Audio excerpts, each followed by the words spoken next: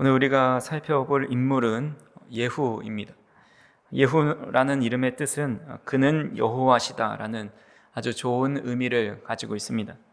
그는 북이스라엘의 10번째 왕이었고 요람 휘하의 군대 장관으로 있다가 쿠데타로 왕위에 오르게 되었습니다. 그리고 북이스라엘의 왕 중에서는 유일하게 기름 부음을 받은 왕입니다. 즉 하나님께서 세우신 왕이었습니다. 예후의 이야기는 한편의 영화를 보는 것처럼 아주 빠른 전개와 또 환경을 뛰어넘는 개혁이 있었습니다. 우리가 예후의 모습을 살펴보면서 본받아야 할 점이 무엇인지, 또 반면 교사로 삼아야 할 것이 무엇인지를 살펴보고자 합니다. 먼저 예후가 왕이 되었을 때의 당시의 시대적 배경과 환경을 아는 것이 참 중요합니다. 남유다는 다윗의 후손인 유다 민족 중에서 왕들이 세워졌습니다. 그래서 정통성이 지켜졌지만 이 북이스라엘은 그 외에 열지파의 자손들이 서로 반역을 일으키면서 세워진 나라입니다. 그래서 대부분 길어야 자신과 그의 아들 한 2대 정도가 왕을 이어갔고, 빠르면 이제 그 대에서 끊기는 그런 반역이 계속 일어납니다. 시므리라는 왕은 심지어 7일 동안만 왕이 됐다가 반역으로 죽임을 당하기도 합니다. 그만큼 혼란스러운 시기를 겪고 있을 때에 오므리라는 왕이 등장을 하는데, 그 이후로 4대까지 왕위를 이어가는 것을 보게 됩니다. 그러니까 오므리가 북이스라엘의 6대 왕으로 등극하고, 그 뒤를 이어서 아합 그리고 두 아들인 아하시아와 요람이 왕이 되면서 세력을 아주 견고하게 합니다. 견고한 세력을 쌓아가면서 하나님을 잘 섬겼으면 좋았을 텐데 북이스라엘 역사상 가장 악한 왕이 되었습니다. 아합은 시돈 왕 엣바알의 딸인 이세벨과 결혼을 하게 되는데, 그것이 바로 북이스라엘을 타락하게 만들고 하나님을 떠나게 만드는 가장 큰 계기가 되었습니다. 계보가 하나 있는데요, 이 사진을 하나 보시면 이 아합 왕의 계보도입니다. 그러니까 아합과 이세벨이 결혼을 해서 두 아들과 이제 딸 하나가 있는데, 그의 딸인 아달랴를 남유다의 왕인 여호람과 정략 결혼을 시켜서 이 남유다에게까지도 영향을 행사하게 됩니다. 그러니까 남유다의 여호람이 죽자 그의 아들인 아하시아가 왕이 되는데, 아하시아는 1년 통치하다가 예후에게 죽임을 당합니다. 그리고 나서 아달랴가 왕손들을 다 죽이고 나서 여왕이 돼서 남유다를 다스리게 됩니다. 그러니까 북이스라엘은 어머니 이세벨이 모든 것을 다스리고 있고, 그의 딸은 남유다와 정략 결혼을 해서 그 영향을 남유다에게까지 미치고, 결국은 그의 딸이 왕으로 등극해서 그 이세벨 가문, 아합의 가문이 큰 영향을 미치고 있는, 온 이스라엘을 다스리고 큰 영향을 미치고 있는 것을 보게 됩니다. 그의 이세벨이 권력이 얼마나 셌으면 불의 선지자라 불리는 엘리야도 내가 그를 죽여야겠다 라고 그 말 한마디 했는데, 그것이 두려워서 로뎀 나무에 숨어서 죽기를 간구하는 것을 보게 됩니다.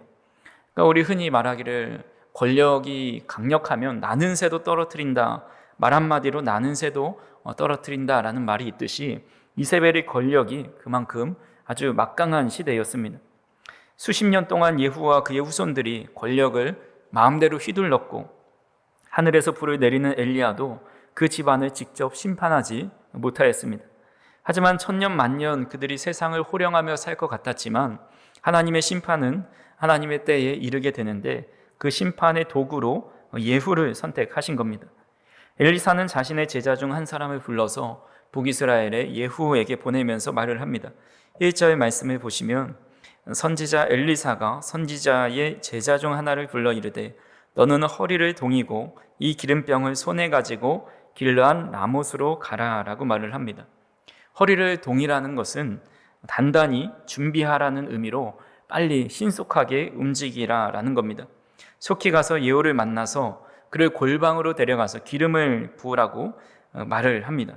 3절에 보니까 기름병을 가지고 그의 머리에 부으며 이르기를 여호와의 말씀이 내가 내게 기름을 부어 이스라엘 왕으로 삼노라 하셨느니라 하고 곧 문을 열고 도망하되 지체하지 말라라고 말씀하고 있습니다.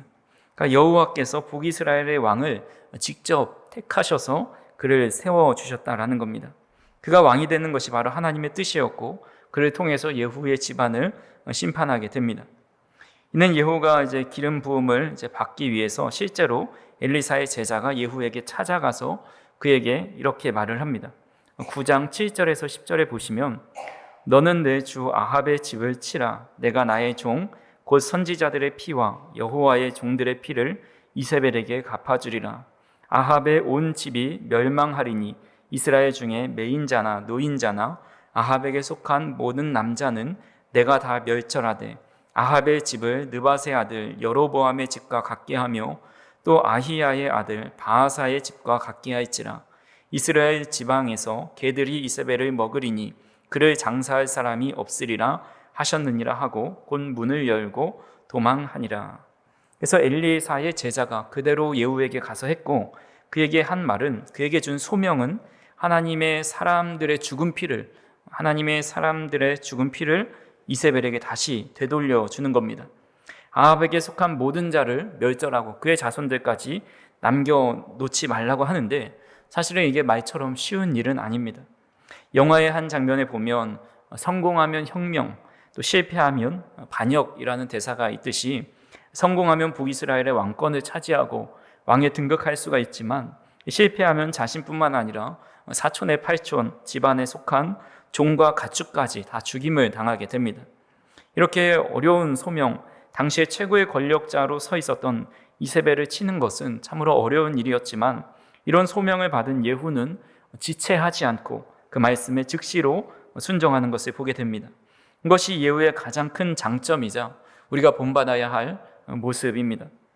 예후는 모여있는 사람에게 자신이 하나님께 부음을 받아서 왕으로 임명되었다라는 것을 이야기하고 그곳에 모여있었던 장관들은 다 예후를 왕으로 떠받게 됩니다.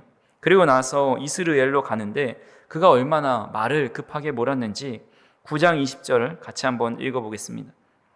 바숫꾼이 또 전하여 이르되 그도 그들에게까지 갔으나 돌아오지 아니하고 그 병거 모든 것이 님시의 손자 예후가 모는 것 같이 미치게 모나이다 하니.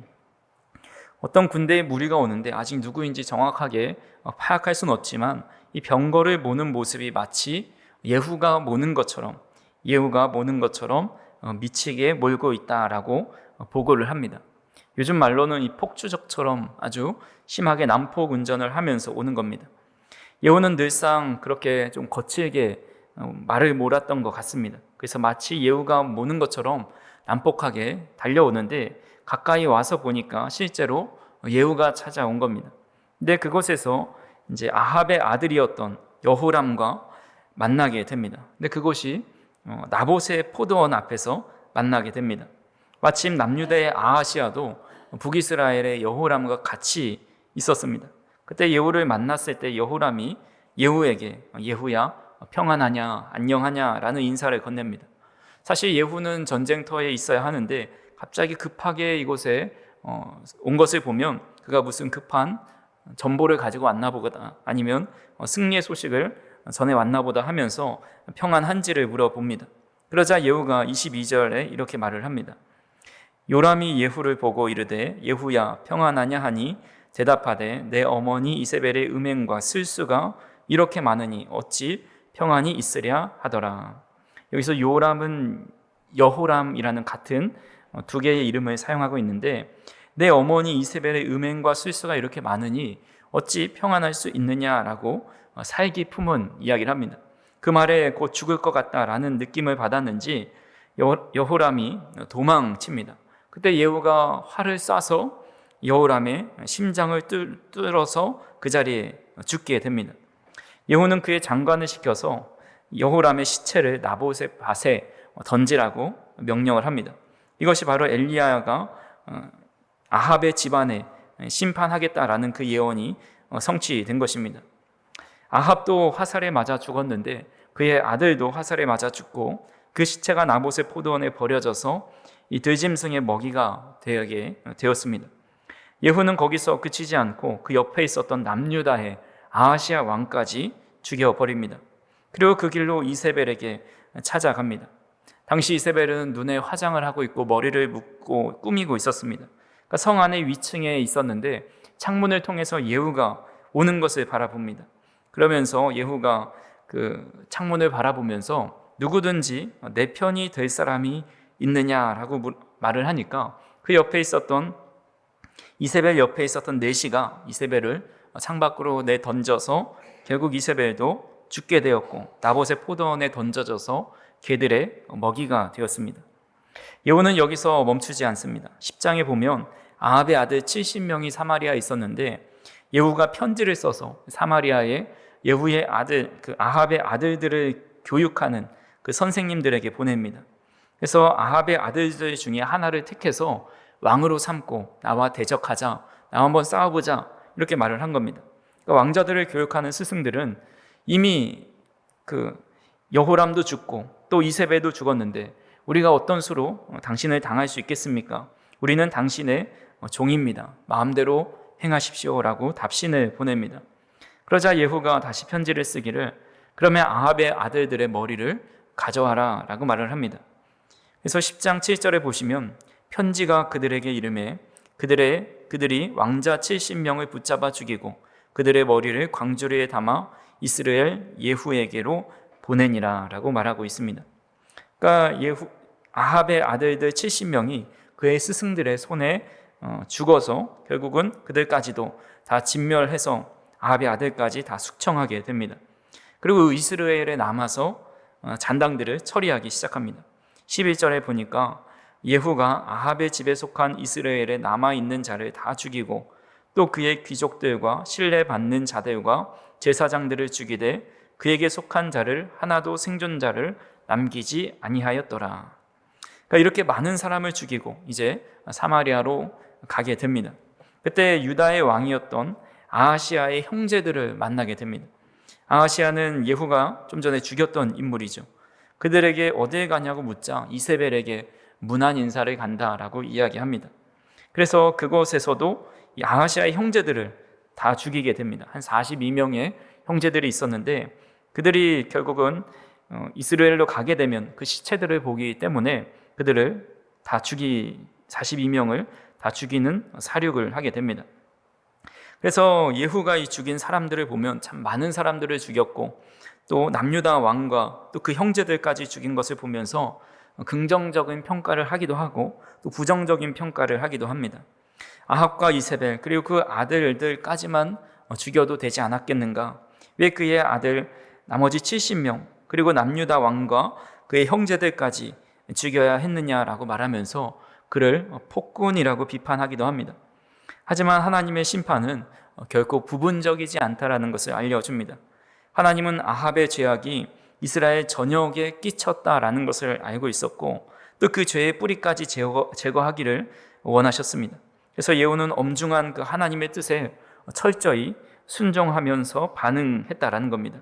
그는 하나님의 말씀에 부분적인 순종이 아니라 전적인 순종을 통해서 아합과 관련된 모든 사람들을 징벌하는 데 최선을 다했다라는 것이죠.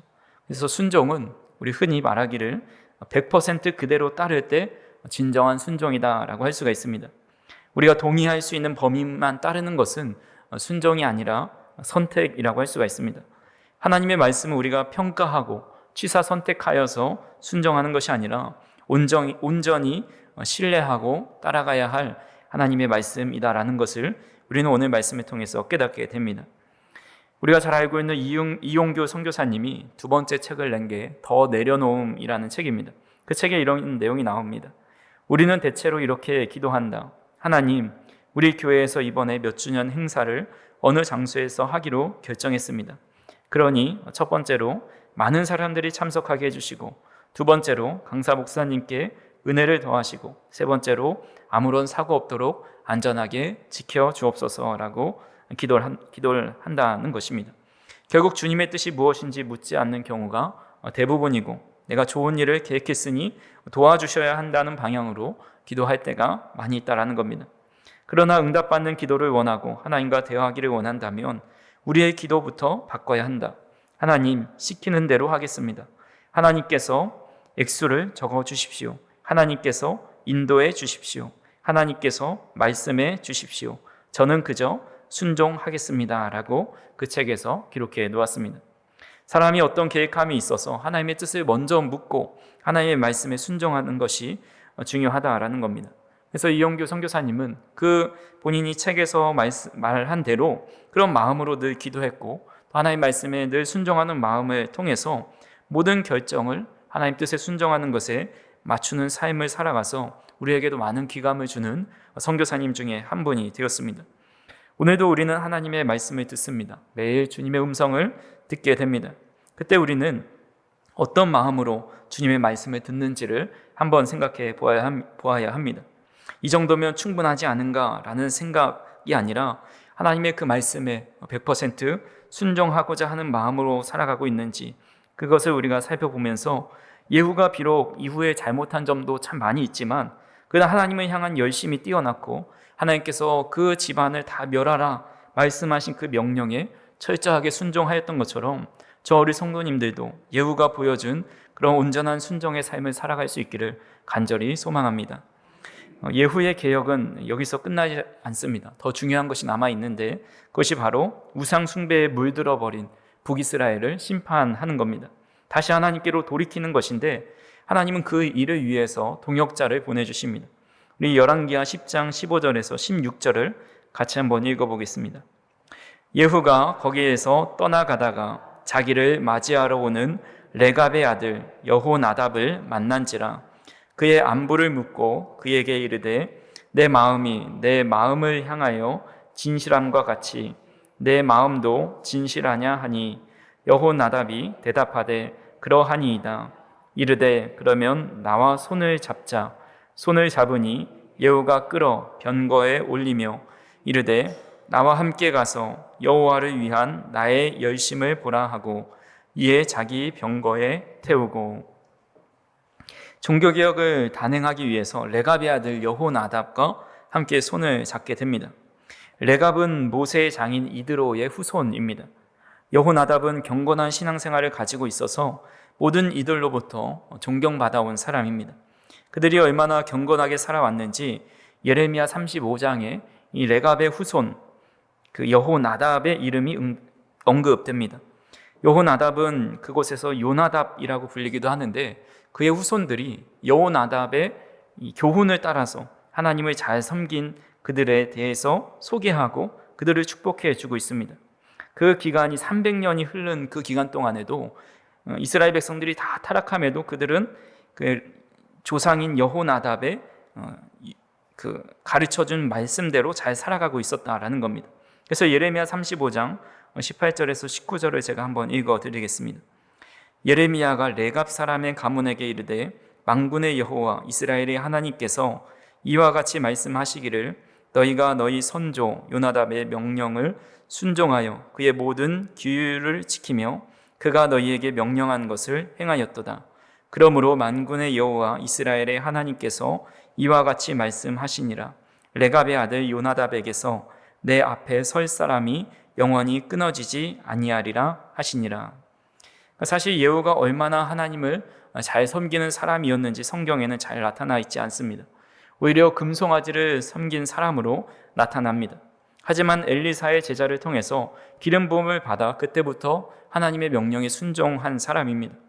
본래 우상 숭배를 일삼는 사람이었기 때문에 그는 어떻게 이스라엘 백성들을 하나님께로 돌이켜야 하는지, 하나님의 율례를 어떻게 가르치며 지키게 해야 되는지를 잘 알지 못한 사람입니다. 하지만 그 부족한 부분을 여호나답, 하나님의 율례를 늘 지키면서 그 후손들에게 그 율례를 전해주었던 여호나답을 보내주시면서 부족한 부분을 도우며 이 종교개혁을 단행하는 데 큰 역할을 하게 되었습니다. 예후는 아합 왕과 연관된 모든 사람들을 죽이고 확실한 왕권을 경고하게 한 다음에 자신은 바알을 아주 잘 섬기는 왕이 되겠다라고 선언을 합니다.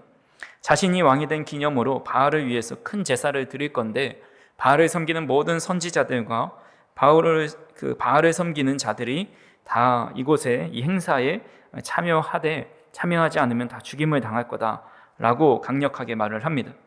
그렇게 한 자리에 바알의 제사장들과 또 바알을 섬기는 자들을 모아놓고 그 자리에 모여있는 우상 숭배자들을 한 사람도 남기지 않고 다 죽입니다. 그리고 바알 신전에 있었던 도시로 가서 바알 신전의 주상들을 끌어내어 불태우고 또 그 신전을 헐어버리고 그것을 변소, 화장실로 만들어 놓았습니다. 예후가 이런 일을 할 수 있었던 것은 이 여호나답이 올곧은 신앙과 또 여호와를 향한 열심이 예후에게 영향을 주었기 때문입니다. 우리나라 기독교사에서 유명한 인물 중에 손양원 목사님이 계십니다. 이 손양원 목사님은 두 아들이 공산당원에 의해 살해되었을 때 그 살해한 자를 자신의 양아들로 삼고 끝까지 품는 모습을 보게 됩니다. 그가 아들을 잃게 되었을 때 이런 감사의 기도를 드렸습니다. 한 아들의 순교도 귀하거늘 두 아들이 순교하게 해주심에 감사드리고 예수 믿다가 죽는 것도 복이거늘 전도하다가 순교함에 감사드리고 미국에 가려고 준비하던 아들이 미국보다 더 좋은 천국에 갔으니 감사드립니다 라는 놀라운 고백을 하였습니다. 근데 이 손양원 목사님이 이렇게 훌륭한 목사님이 될 수 있었던 이유 중에 하나가 바로 훌륭한 스승격 되는 그런 목사님이신 주기철 목사님과의 만남 때문입니다.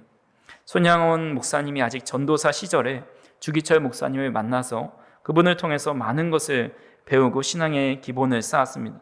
그래서 주위 사람들이 주기철 목사님이 지구라면 손양원 목사님은 그 주위를 도는 달과 같았다라고 이야기할 정도로 손양원 목사님은 주기철 목사님에게서 철저한 신앙의 모습을 배웠습니다. 모세는 아론을 동역자로 붙여주셔서 모세에게 아론을 동역자로 붙여주셔서 그의 부족함을 채워주셨고 또 다윗의 곁에는 요나단을 통해서 사울에게 피할 길을 내어주면서 위로를 얻게 되었습니다. 에스더는 믿음의 격려자이자 하나님의 뜻을 일깨워준 영적 멘토인 모르드게를 붙여주십니다. 또 느헤미야는 성벽 재건과 또 율법 회복 사역을 함께 수행할 에스라를 붙여주십니다. 바울은 초기 사역의 동역자로 바나바를, 이후에는 디모데와 디도 등의 여러 동역자들을 붙여주셔서 혼자 이룰 수 없는 사역을 이루도록 만들어 주셨습니다. 우리도 마찬가지입니다. 우리의 능력이 부족하고 또 지식이 부족하다고 해서 하나님의 일을 감당할 수 없는 것이 아닙니다. 하나님께서는 우리 각자에게 완전함을 요구하시는 것이 아니라 이 순종하는 마음과 또 공동체 안에서의 연합을 요구하십니다. 하나님은 우리의 부족함을 아시고 때마다 그 부족함을 채워줄 동역자를 보내주심으로 하나님의 나라를 이뤄가게 하십니다. 하나님은 모든 것이 완벽한 한 명의 슈퍼스타보다 부족하지만 여러 사람이 한 공동체를 이루어서 하나님의 나라를 이뤄가기 원하십니다. 이것이 바로 교회 공동체의 본질이라고 할 수가 있습니다. 우리 고린도전서 12장 12절 말씀 같이 한번 읽어보겠습니다. 몸은 하나인데 많은 지체가 있고 몸의 지체가 많으나 한 몸임과 같이 그리스도도 그러하니라. 아멘. 교회는 뛰어난 한 사람으로 세워지는 것이 아니라 서로 부족함을 채워주면서 세워가는 곳입니다.